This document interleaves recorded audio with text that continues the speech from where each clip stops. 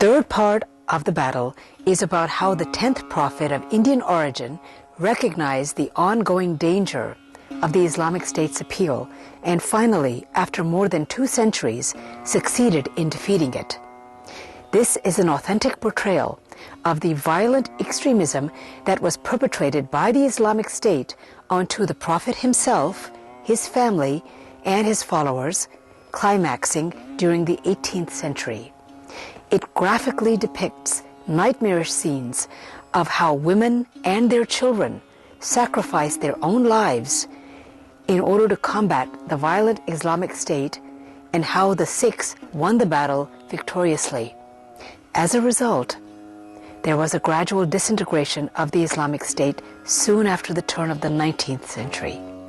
This story ends with how the Islamic State finally surrendered to the Sikhs in the 19th century and how the Sikhs succeeded in creating an ideal secular state.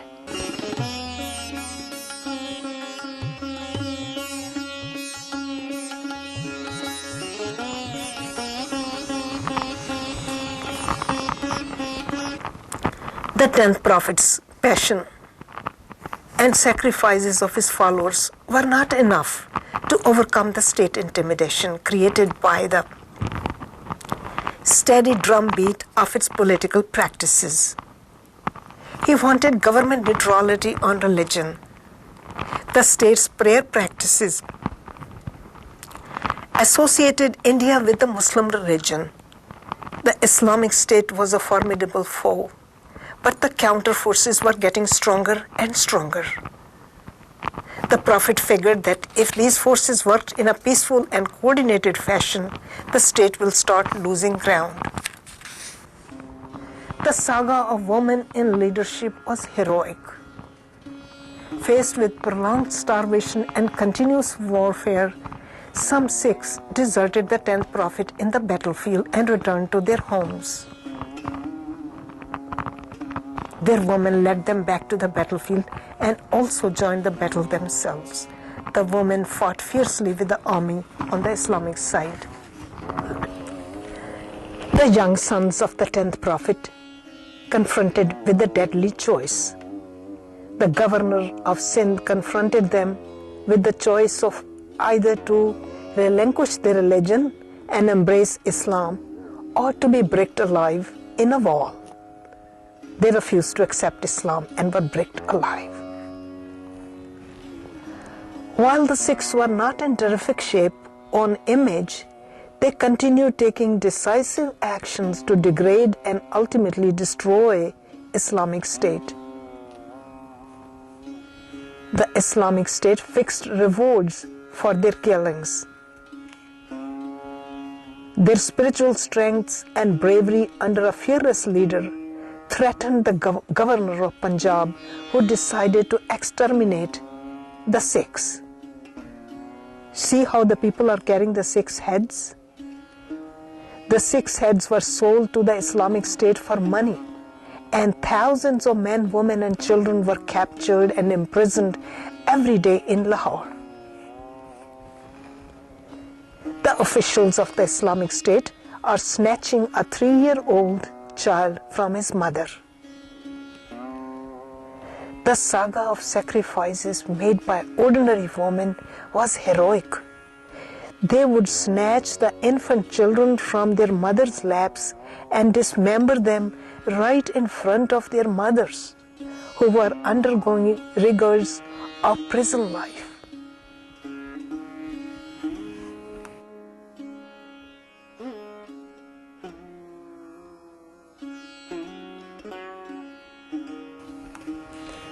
The Islamic State continued to snatch the infant children from their mothers' laps, while the infant children would cling to their mothers in a horrible shock. That's how it was some 300 years ago in India when the Islamic State ruled.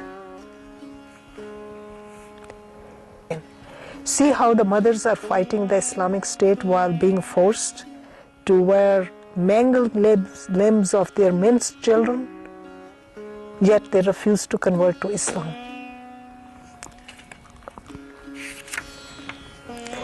The Sikhs were determined not to rest till India was free from the Islamic State and until separation of church and state was attained.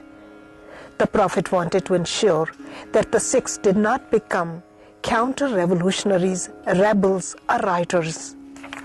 He wanted them to remain models of spirituality too. When his Sikhs complained that doing good no longer provided them a protective shield, the Prophet reminded them that the saint and soldierly concept has never been risk-free. His leadership inspired the spiritual energy and spiritual actions at such moments. He wanted them to remain peaceful at all times, except when their peaceful methods ended up in robbing them of their religion and self-dignity. To this end, the Sikhs were directed to periodically demonstrate their acts of aggression and compassion simultaneously during their struggle for separation of church and state.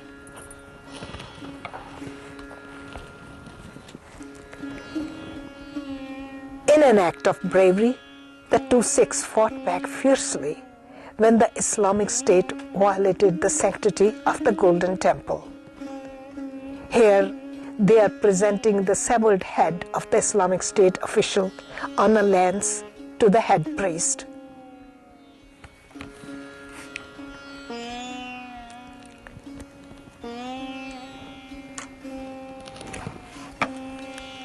The Islamic State once abducted 2,200 young Hindu girls from the battlefield. In an act of aggression, the Sikhs rushed to their rescue and ensured their safety back home. The parents of those girls were deeply appreciative of their acts of bravery and kindliness. See how the rescued girls are sitting on horse behind the rescuers. The Sikhs conquered India's capital 15 times. The 10th Prophet's soldiers were not just Sikhs, but also Hindus, Muslims, Buddhists, and so-called untouchables. All were inspired to battle for the separation of church and the state.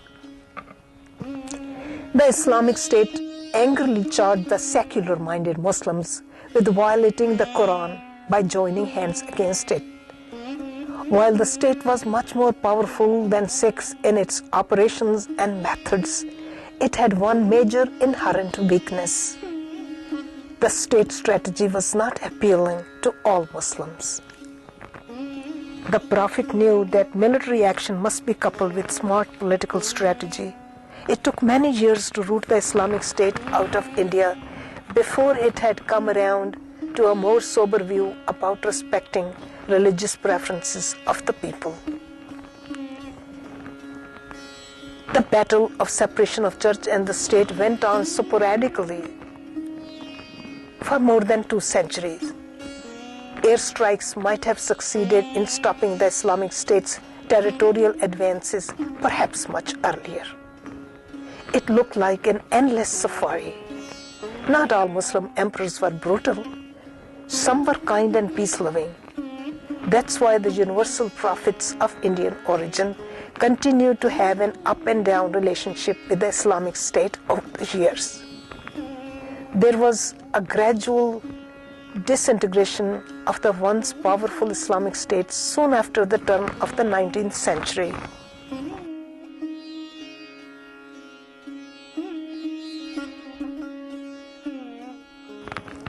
In the end, the Islamic State became its own worst enemy, so extreme in doctrine and practice that it galvanized opposition even within the Islamic world.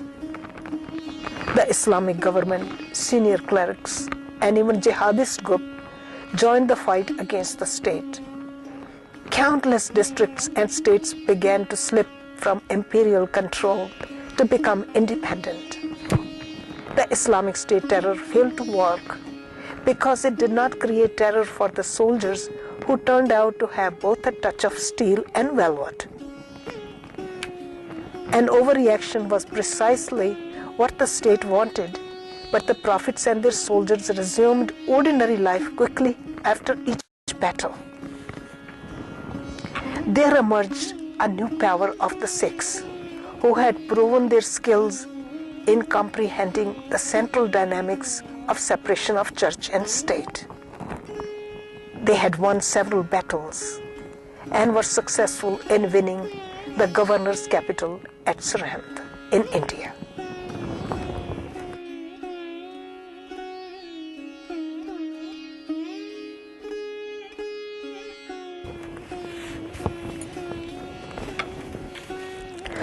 Finally, Maharaja Ranjit Singh took over. What once seemed like a pipe dream was now gathering steam of a different kind. In ruling the state of Punjab, Maharaja created an absolutely secular government. He had employed Frenchmen, Italians, Germans, Americans, Russians, Englishmen, Anglo-Indians, and others. The Maharaja built Hindu temples, Jwalamukhi shrine, and Muslim mosques as well. He gave liberal grants to Hindu temples at Hardwar, Kurukshetra, and various temples of South India. He built the Osborne House for Queen Victoria. It's a stunning stateroom. His last wish was that the diamond of Kohinoor be donated to the temple of Jagannath Puri, but it was thwarted by the Dogra Rajas, who proved to be traitors in Anglo-Sikh wars. He treated Vishwanath Temple of Benares and Shahi Mosque of Lahore on equal footing. The history and culture of Sikhs are represented best in the British Museum in the Department of Asia.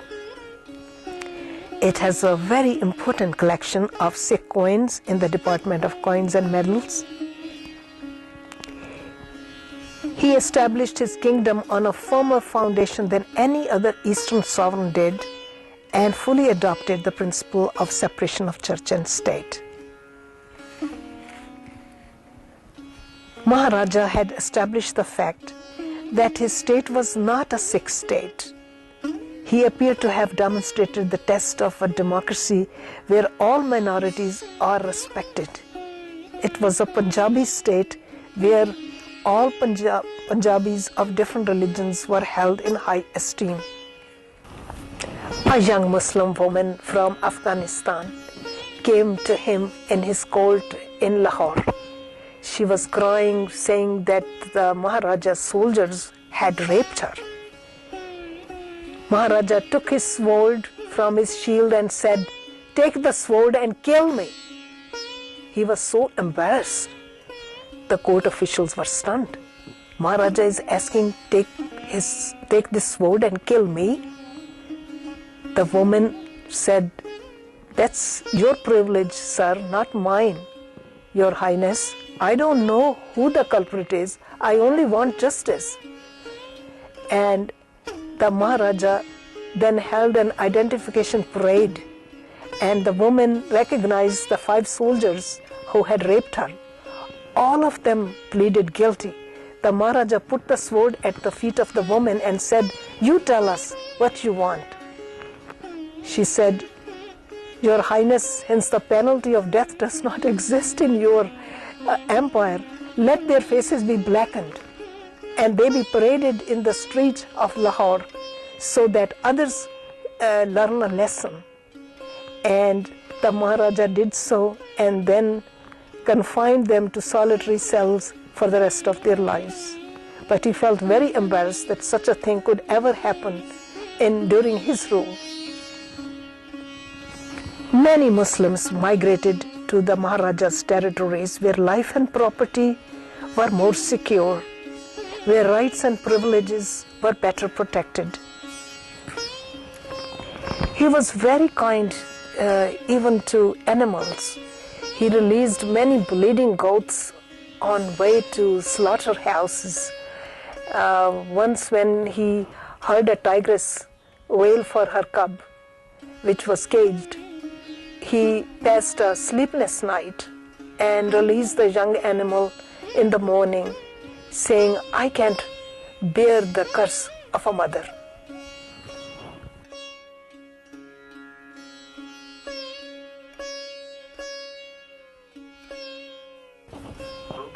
Justice was his passion, and it was delivered quickly. Decisions were speedy. Judiciary was independent, and he never kept the parties in suspense. He had instructed the state workers to proceed even against their own bosses should they be found guilty of any offense. The elaborate judicial processes were a great source of revenue for the state. In his kingdom, Muslims, Hindus, and Christians received equal treatment. Once a Muslim scholar, in sheer desperation, came to Lahore to sell him the copy of the Holy Quran at a very high price. The Muslim scholar had spent his life in bringing out that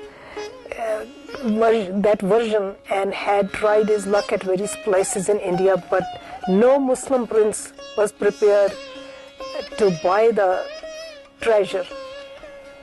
The Maharaja got up from his golden cannon chair.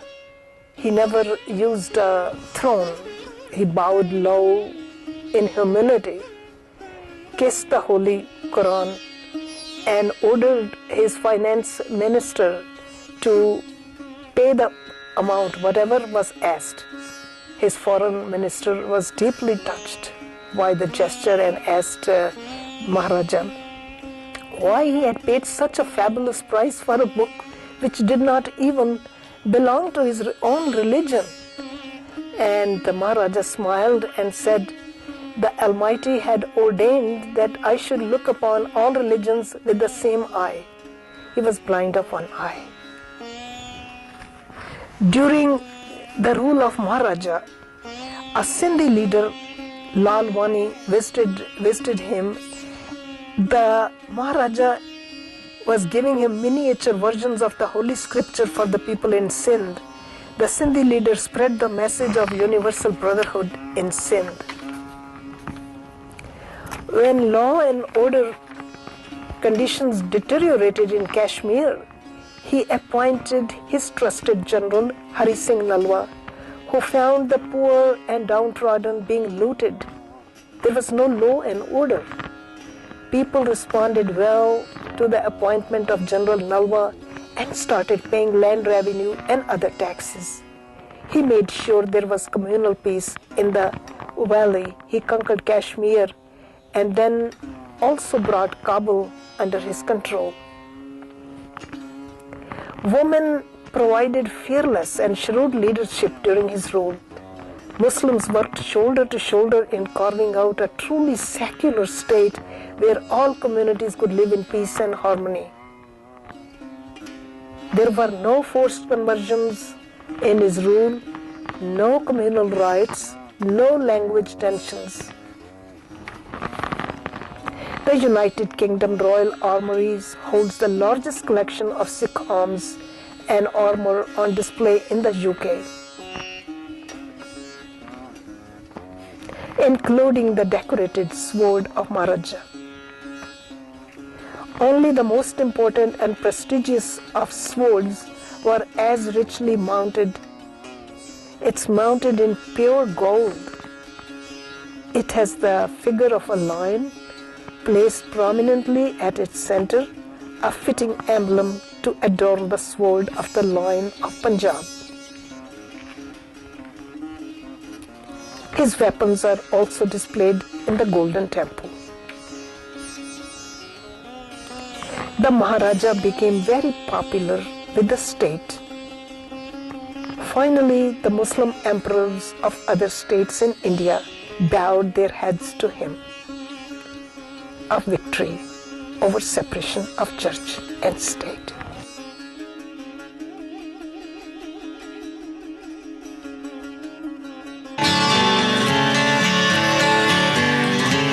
Many speak of courage, speaking cannot give it. It's in the face of death, we must live it. When things are down and dark,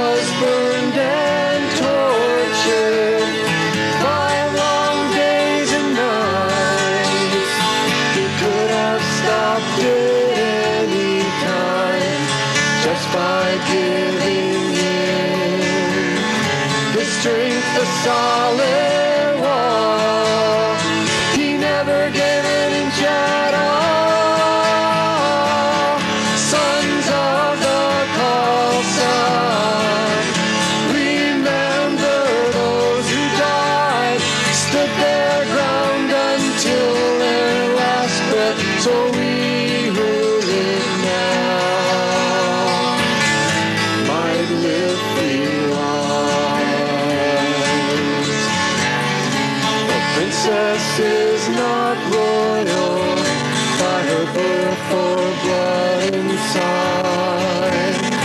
But if her family's home is on poor side, she'll walk with such a grace and strength, the world will bow in awe until the mountains fall.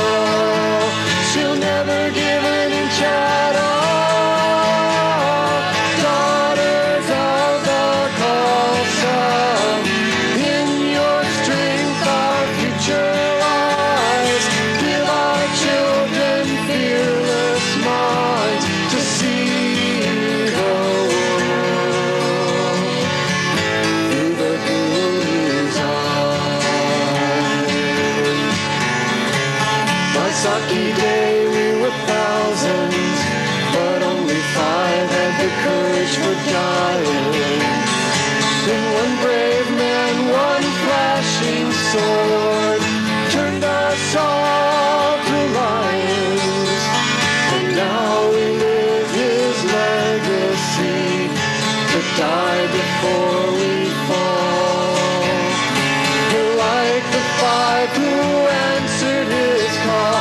We can't turn back at all. Stand as the Khalsa, strong as steel, steady as stone. Give our lives to God and Guru, mind and soul, breath and bone.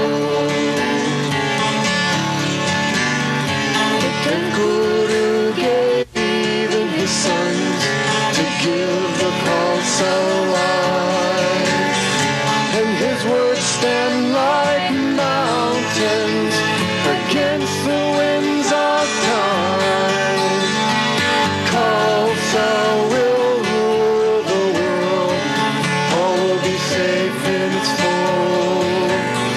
But if the Khalsa falls, there won't be a world at all. Stand as a Khalsa, strong as steel, steady as stone. Give our lives to God and Guru, mind and soul, breath and bone. Many speak of courage, speaking cannot give it. It's in the face of death, we must live it. When things are down and darkest, that's when we stand tallest. Until the last star falls, we won't give an inch at all. Stand as a Khalsa, strong as steel, steady as stone. Give our lives to God and Guru, mind and soul, breath and bone. Guru Arjan gave his life to stand for what was right. He was burned and tortured 5 long days and nights. He could have stopped it any time just by giving in his strength, a solid wall. He never gave an inch at all. Sons of the Khalsa, remember those who died, stood their ground until their last breath. So we who live now might live free lives. The princess is not royal birth or blood inside. But if her family's home is on poor side, to walk with such a grace and strength, the world will bow in awe until the mountains fall. She'll never give an inch at all. Daughters of the Khalsa, in your strength our future lies. Give our children fearless minds to see the world through the Guru's eyes. Vaisakhi Day we were thousands, but only 5 had the courage for dying.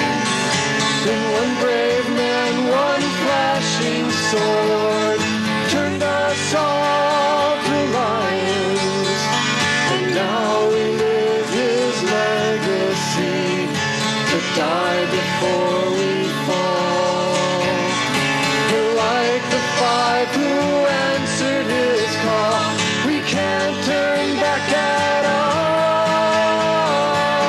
Stand as the Khalsa, strong as steel, steady as stone.